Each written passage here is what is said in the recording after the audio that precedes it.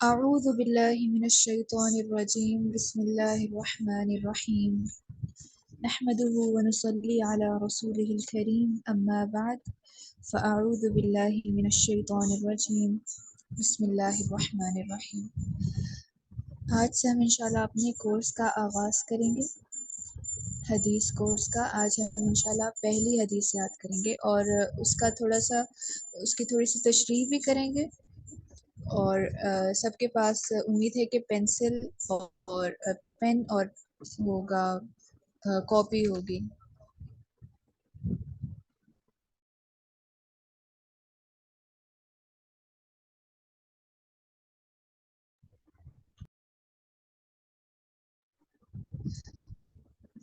ہماری پہلی حدیث ہے نیت کی اہمیت۔ عن عمر بن خطاب رضی اللہ عنہ قال سمعت الله عليه وسلم يقول إنما الأعمال بالنيات وإنما لأمره ما نوى۔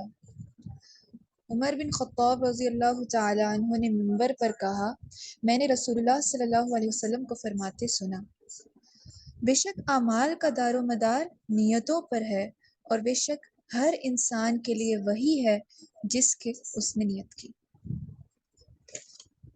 عمر بن خطاب رضی اللہ تعالیٰ عنہ نے منبر پر کہا، بلکہ سب کے سامنے مجمع پر یہ کہا کہ میں نے یہ رسول اللہ صلی اللہ علیہ وآلہ وسلم سے سنا، یعنی انسان جس چیز کا ارادہ کرے گا، جو چاہے گا، اجر بھی اسے اسی چیز کا ملے گا۔ یہ حدیث ہمارے دین کی اہم تعلیمات میں سے ہے۔ یہ دین کی اصل ہے، بنیاد ہے، اور یہ ہر موضوع میں داخل ہے، ہر چیز میں۔ اس کا تعلق ہر شخص سے ہے، چاہے کوئی عالم ہو یا جاہل ہو، بڑا ہو چھوٹا ہو، مرد ہو عورت ہو، کوئی بھی ہو۔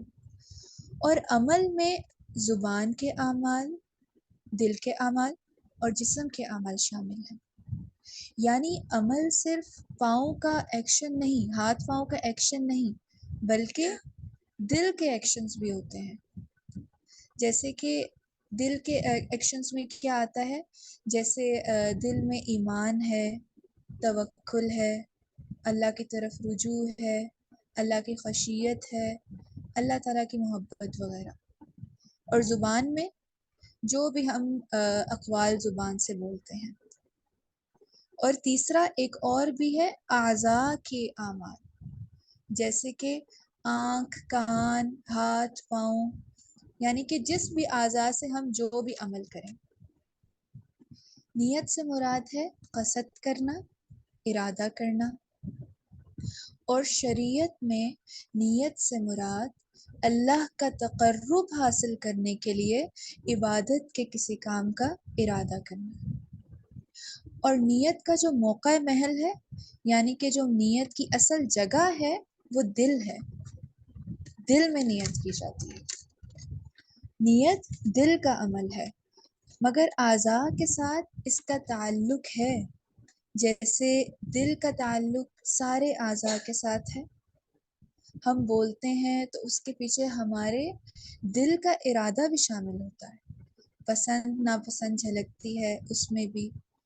اسی طرح جب ہم کھاتے ہیں تو اس میں بھی ہمارا دل شامل ہوتا ہے، یعنی کہ ہمارا جس چیز کا دل کرتا ہے ہم وہی چیز کھاتے ہیں۔ تو ہر چیز میں، اس سے کیا مراد ہوا کہ ہر چیز میں دل شامل ہے، اور نیت کا مقام دل ہے۔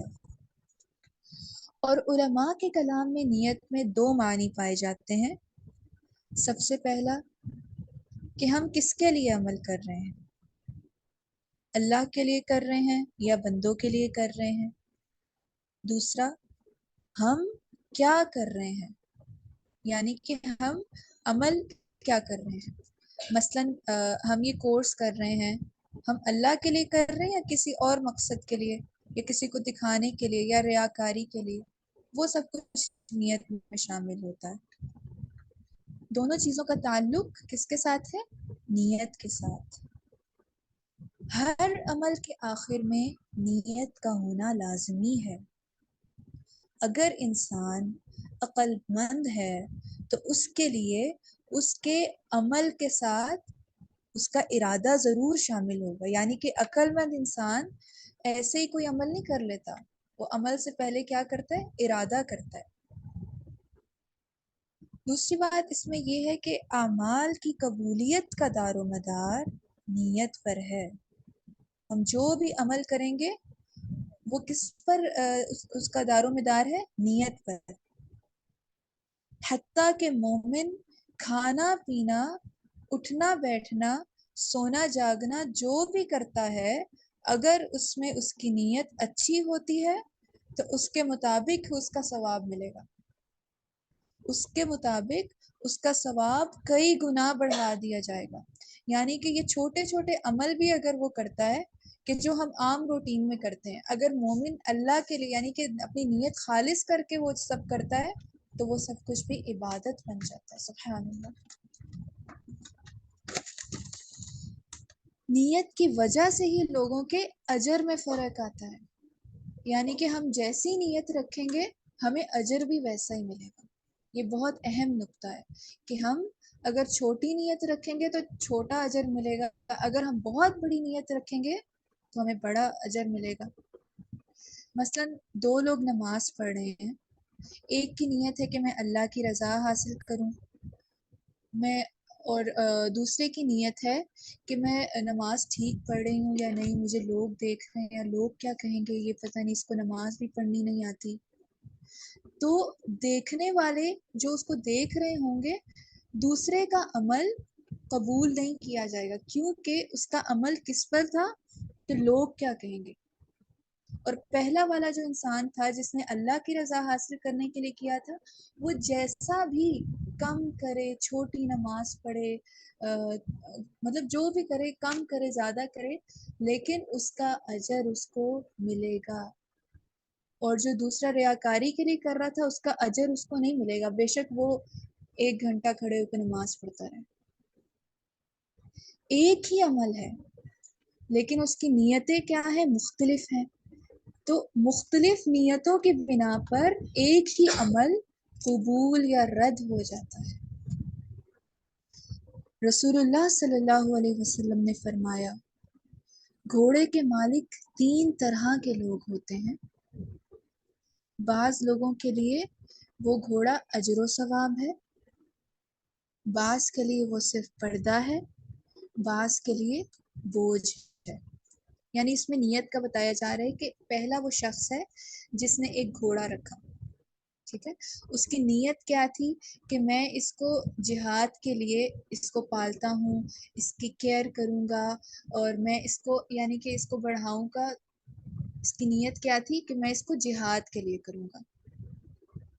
تو اس کا اجر اس کو کیا ملے گا کہ وہ گھوڑا کھائے گا، پیے گا، وہ اس کی جو لید ہوتی ہے نا وہ بھی کرے گا، اور قدموں کے نشان، حتیٰ کہ وہ ایک قدم بھی چلے گا تو اس کا اس کی جو نیکی ہے وہ ترازو میں قیامت والے دن تولی جائے گی. ایک ایک چیز پیچھے اس کے تھا کیا؟ نیت. سارے ثواب کا سلسلہ کہاں سے شروع ہوا تھا؟ نیت سے. اس نے نیت کیا کی تھی کہ میں جہاد کے لیے اس کو پالوں گا. اگر وہ کچھ اور نیت کرتا تو اس کا ثواب سارا ضائع ہو جاتا. اس میں دوسری کیٹیگری بتائی گئی ہے کہ وہ صرف یعنی کہ وہ صرف پردہ ہے گھوڑا، بعض کے لیے صرف پردہ ہے. اس سے کیا مراد ہے کہ وہ صرف اپنی ذاتی ضروریات کے لیے گھوڑا لیتا ہے کہ میں اپنی ضروریات پوری کروں گا گھر کے. مطلب گھوڑے سے مراد آپ عام آج کی زندگی میں گاڑی لے سکتے ہیں، فار ایگزامپل گاڑی، کہ میں گاڑی ذاتی ضروریات کے لیے لوں گا، صرف اپنی ضروریات پوری کروں گا. تو اس کا بھی اس کو اجر نہیں ملے گا کیونکہ اس نے اس کی کوئی نیت ہی نہیں اچھی رکھی. بے شک اپنی ضروریات پوری کرے گا لیکن کچھ نہ کچھ تو اللہ کے لیے کرتا وہ، تاکہ اس کی نیت کا اس کو اجر بھی ملتا. تیسری کیٹیگری اس میں تھی کہ بعض کے لیے بوجھ ہے. بوجھ سے مراد ہے کہ اس نے فخر جتانے کے لیے، لوگوں کو دکھانے کے لیے وہ گھوڑا یا گاڑی لی کہ لوگ دیکھیں گے کیا شان ہے اس کی، کیا اس کا ایٹیٹیوڈ ہے یا جو بھی، تو اس کا اجر بالکل ضائع. ایک ہی چیز ہے صرف ایک گاڑی ہے یا ایک گھوڑا ہے جو بھی ہے، اس کی نیت مختلف ہے، تو اس کی نیت مختلف ہونے کے اس پر اس کا اجر ضائع ہو جاتا ہے۔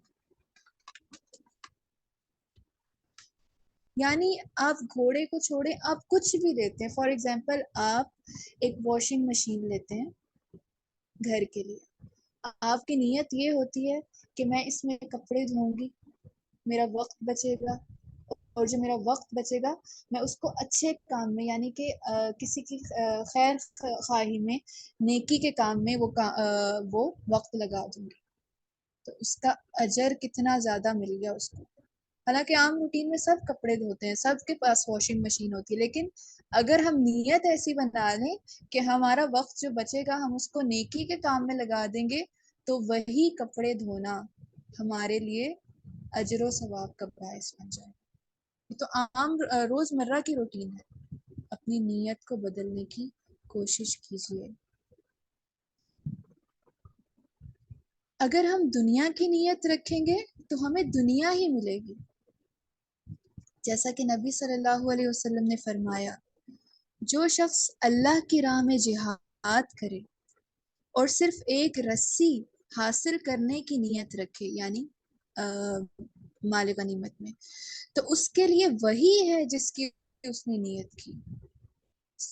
یعنی کہ اتنا بڑا عمل کیا، اتنی بڑی قربانی کی، جہاد کے لیے گیا، لیکن صرف اس کی نیت کیا تھی کہ مجھے مال غنیمت میں سے بے شک ایک رسی مل جائے لیکن مجھے مال غنیمت مل جائے، تو اس کا سارا جہاد، سارا عمل ضائع ہو گیا۔ تو جب انسان اپنی نیت درست نہیں کرے گا تو اس کا سارا عمل کوئی فرق ہی نہیں پڑتا کہ اس نے کیا کیا۔ اللہ تعالیٰ کو ہمارے اعمال کی ضرورت نہیں ہے، اللہ تعالیٰ ہماری نیت دیکھتا ہے کہ اس شخص کی نیت کیا ہے، وہ چاہے عمل چھوٹا کرے چاہے بڑا کرے، اللہ تعالیٰ اس سے بے نیاز ہے۔ اللہ اپنے بندوں کی نیتیں دیکھنے والا ہے۔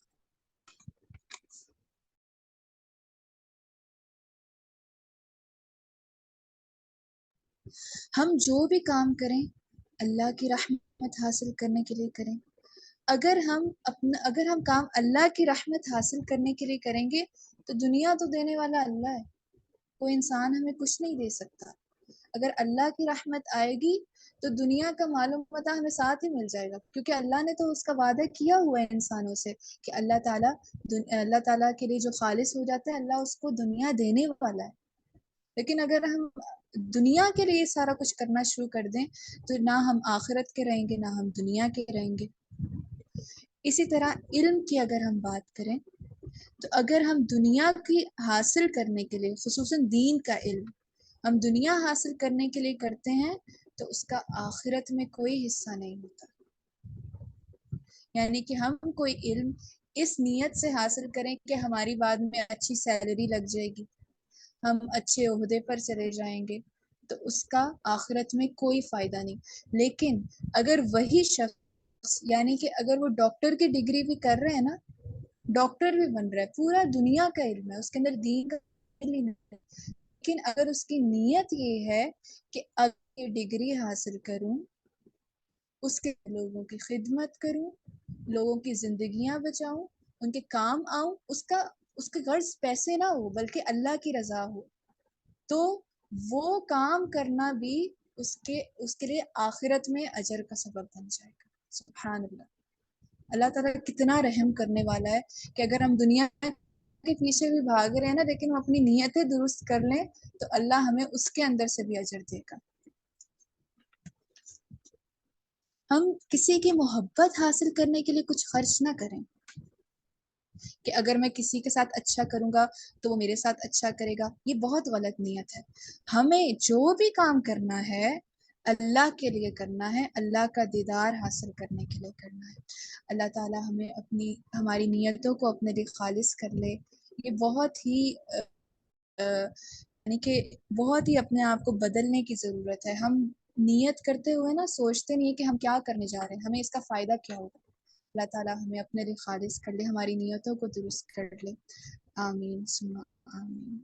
اس حدیث کو آپ لوگوں نے یاد کرنا ہے، اس کا ترجمہ بھی یاد کرنا ہے، لیکن تشریح جو اس کے اندر سے میں کچھ پوچھ سکتی ہوں لیکن نہیں بھی پوچھ سکتی، لیکن اصل جو مقصد ہے نا وہ حدیث یاد کرنا ہے اور ترجمہ یاد کرنا ہے. ٹھیک ہے، اگلے مرحلے کی طرف چلتے ہیں، تجوید.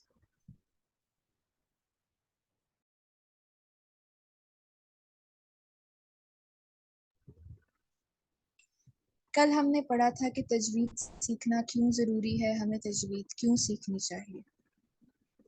آج ہم پڑھیں گے تجوید کا لغوی معنی.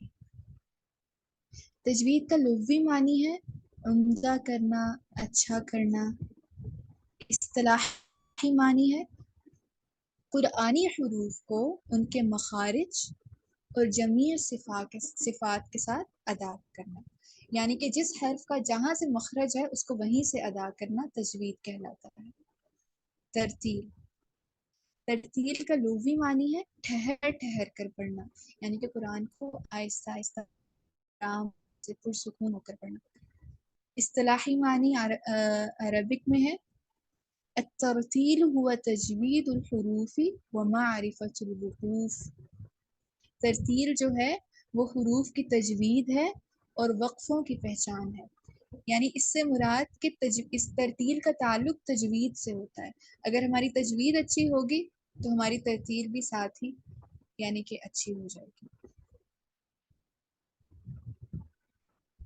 آج ہم پہلا قاعدہ پڑھیں گے، شروعات. شروعات سے مراد کہ ہمیں تعوذ اور تسمیہ کب پڑھنی ہے، کیسے پڑھنی ہے، کس ٹائم پڑھنی ہے، اور کب ہمارے لیے کمپلسری ہے، کب ہمارے لیے آپشنل ہے. تعوذ اور تسمیہ مطلب اعوذ باللہ بسم اللہ قرآن کو سٹارٹ کرتے ہیں. تعوذ اور تسمیہ کا پہلا رول ہے کہ اگر تلاوت اور سورت دونوں کا سٹارٹ ہم کر رہے ہیں تو دونوں کمپلسری ہیں. یعنی کہ ہم قرآن لے کر بیٹھے، ہم نے تلاوت سٹارٹ کی اور کوئی نئی سورت سٹارٹ ہو رہی ہے تو ہم نے تعوذ بھی پڑھنا ہے اور تسمیہ بھی پڑھنا ہے. اس کی دلیل کیا ہے؟ قرآن میں آیت ہے فَإِذَا قَرَأْتَ الْقُرْآنَ فَاسْتَعِذْ بِاللَّهِ مِنَ الشَّيْطَانِ الرَّجِيمِ، کہ جب تم قرآن کی تلاوت شروع کرو تو شیطان سے پناہ مانگ لیا کرو. یعنی کہ دونوں پڑھنا کمپلسری ہے، ہم نے ہر حال میں تعوذ اور تسمیہ دونوں پڑھنی ہے.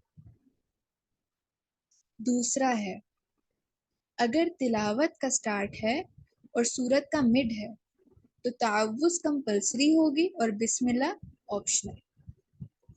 یعنی ہم نے سٹارٹ کی، قرآن لے کر بیٹھے، ہم نے تلاوت سٹارٹ کی، لیکن کوئی ایسی صورت ہم نے سٹارٹ کی جو درمیان سے ہم پڑھنے لگے، شروع سے نہیں درمیان سے، تو ہم تعوذ پڑھیں گے ہر حال میں، لیکن بسم اللہ جو ہوگی وہ آپشنل ہوگی. ہم پڑھ لیں تو ٹھیک ہے، نہیں پڑھیں تو کوئی مسئلہ نہیں ہے، لیکن تعوذ ہر حال میں پڑھنا ہے، کیونکہ فَإِذَا قَرَأْتَ الْقُرْآنَ قرآن کی آیت ہے کہ ضرور کرو کہ فَاسْتَعِذْ بِاللَّهِ مِنَ الشَّيْطَانِ الرَّجِيمِ. تیسرا ہے اگر سٹارٹ ہے اور سورت کا سٹارٹ ہے تو صرف بسم اللہ. یعنی ہم تلاوت کر رہے، ایک سورت ہوئی، دوسری سٹارٹ ہو گئی، تو اب ہم نے تلاوت تو پہلے سے سٹارٹ کی ہوئی تھی، ہم نے تو تعوذ پڑھ لیا، اب ہم کریں گے صرف بسم اللہ پڑھیں گے. ٹھیک ہے، یعنی پہلا رول ہے تعوذ بھی پڑھنا ہے، تسمیہ بھی پڑھنا ہے، کیونکہ ہم دونوں چیزیں شروع کر رہے ہیں. دوسرا ہے تلاوت شروع کر رہے ہیں لیکن سورت کا درمیان سے شروع کر رہے ہیں تو تعوذ ہر حال میں پڑھیں گے اور تسمیہ آپشنل ہے. تیسرا ہے کہ ہم تلاوت پہلے سے کر رہے تھے، تلاوت کرتے کرتے کوئی سورت سٹارٹ ہو گئی تو ہم نے تعوذ نہیں پڑھنا، صرف تسمیہ یعنی کہ بسم اللہ پڑھنا. آج کے لیے آپ کا اتنا ہی ہے، ایک حدیث اور قواعد کا یہ پہلا ٹاپک ہے. آگے چلتے ہیں سورۃ ملک کی طرف. امید ہے کہ آپ لوگوں نے کل کی آیت کی ضرور پریکٹس کی ہوگی. کیا میں آپ لوگوں سے سن سکتی ہوں؟ ہینڈ ریس کیجئے جس نے پریکٹس کی ہے آیت کی، تاکہ میں ان سے سن سکوں.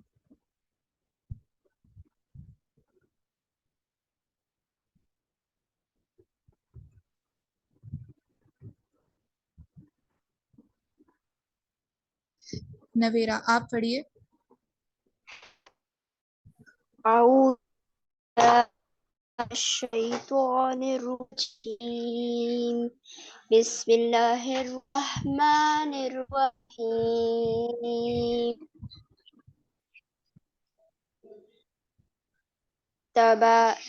تبارك الذي بيده الملك آہستہ پڑھیں.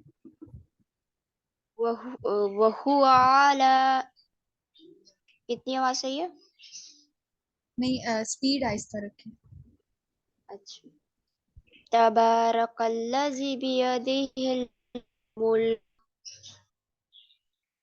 وهو على كل شيء قدير. قدیر.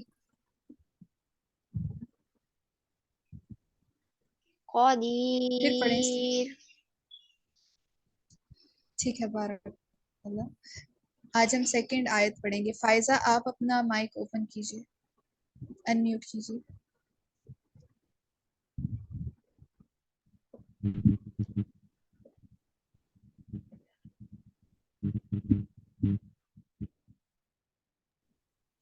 اعوذ باللہ من الشیطان الرجیم.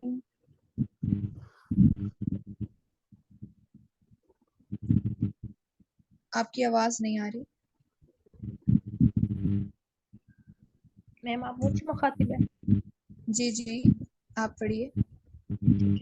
اعوذ باللہ من الشیطان الرجیم بسم اللہ الرحمن الرحیم.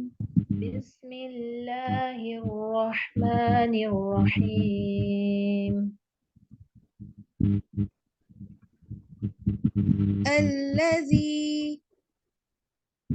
الذی خلق الموت خلق الموت والحیاة والحیاة لیبلوکم لیبلوکم ایکم ایکم احسن عملا احسن عملا وهو وهو العزیز الغفور. العزیز الغفور الذي خلق الموت والحياة ليبلوكم أيكم أحسن عملا. الذي خلق الموت والحياة ليبلوكم أيكم أحسن عملا وهو العزيز الغفور. وهو العزيز الغفور. لام کو نہیں ہلائیں گے. وهو العزيز الغفور. ٹھیک ہے. بارک اللہ. نور العین آپ پڑھیں.